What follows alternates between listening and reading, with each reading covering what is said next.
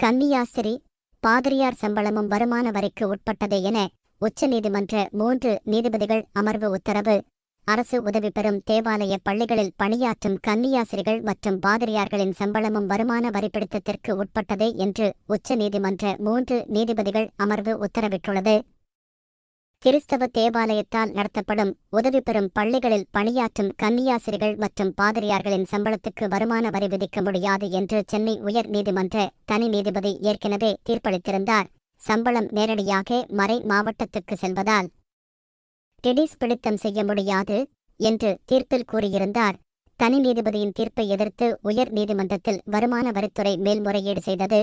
இந்த வழக்கை விசாரித்த 2 நீதிபதிகள் அமர்வு, கன்னியாஸ்திரிகள் மற்றும் பாதிரியார்களின் சம்பளம் வருமான வரிப்பிடித்தத்துக்கு உட்பட்டதே என்று கடந்த 2019ஆம் ஆண்டு தீர்ப்பளித்தது. இதை எதிர்த்து தேவாலய பள்ளி நிர்வாகங்கள் தரப்பில் உச்சநீதிமன்றத்தில் மேல்முறையீட்டு மனுக்கள் தாக்கல் செய்யப்பட்டன. உச்சநீதிமன்ற தலைமை நீதிபதி டிஒய் சந்திரசூட், ஜே.பி. பார்திவாலா, மனோஜ் மிஸ்ரா அமர்வில் இந்த வழக்கு விசாரணைக்கு வந்தது.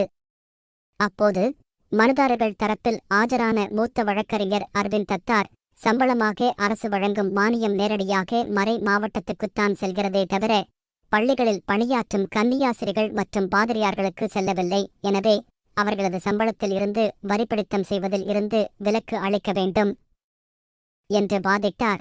ஆனால் இதை ஏற்க நீதிபதிகள் மறுத்துவிட்டனர். அவர்கள் தமது உத்தரவில் கூறியதாவது, ஒருவர் சம்பளம் பெறுகிறார் என்றால் அதற்கு கட்டாயம் வருமான வரிப்பிடித்தம் செய்யப்பட வேண்டும். டிடிஸ் பிடித்தம் செய்வதில் விலக்கு அளிக்குமாறு கோர முடியாது. சட்டம் அனைவருக்கும் பொதுவானது. அரசு மானியத் தொகை வழங்காது. அரசு ஒருபோதும் மறை மாவட்டத்துக்கு மானியத் தொகையை வழங்காது. பள்ளிகளில் ஆசிரியர்களாக பணியாற்றும் நபர்களுக்காகத்தான் அந்த தொகையை வழங்குகிறது. அந்த சம்பளமும் கன்னியாஸ்திரிகள் மற்றும் பாதிரியார்களின் வங்கிக் கணக்கில்தான் செலுத்தப்படுகிறது. அதை அவர்களது வருமானமாகத்தான் கருத வேண்டும்.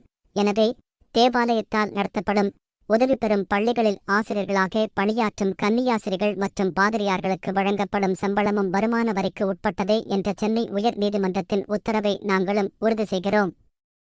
இவ்வாறு கூறிய நீதிபதிகள் தேவாலய பள்ளி நிர்வாகங்கள் தாக்கல் செய்த மேல்முறையீட்டு மனுக்களை தள்ளுபடி செய்து உத்தரவிட்டனர்.